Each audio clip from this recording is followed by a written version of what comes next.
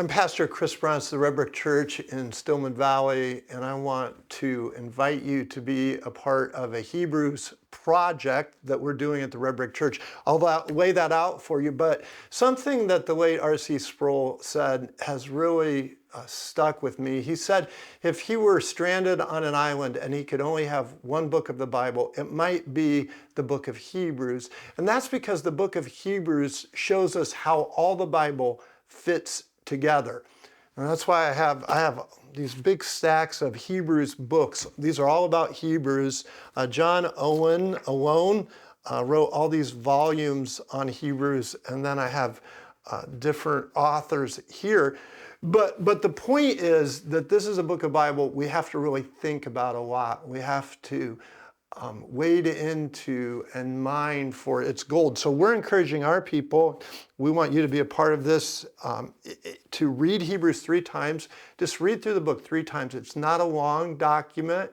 It's very dense. There's a lot to it. You won't understand everything, but you can read it 3 times. And then I identify 3 favorite verses or passages that resonate with your soul. There's so many great ones that you want to explore more and think about more.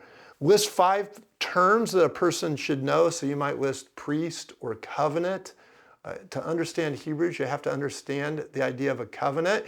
And you might just make a note, I want to know more about that. 5 people other than Jesus. Of course, Jesus is the center of the book, but people like Moses, we're finding a lot of our people want to know more about Melchizedek, who's kind of an enigmatic, mysterious character in the book of Hebrews, but really, really important. And then write out 2 or 3 questions. So it might be, why is drifting? Why is the author of Hebrews warning people about drifting? And what is that? Read the ESV Study Bible Introduction of Hebrews, and we'll give you a copy of that if you don't have one, or it could be a different study Bible. And then this is the most important thing. Pray on at least 3 occasions that God would use the book of Hebrews in your life.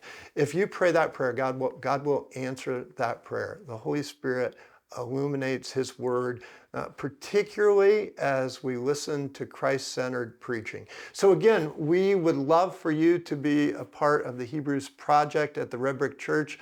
I'll be preaching and you can hear my sermons online, but we're having other people come as well, other guest preachers, other voices in our pulpit. The guy who wrote this book, we have him scheduled for January. I cannot wait to hear. He's devoted a big portion of his life to studying the book of Hebrews.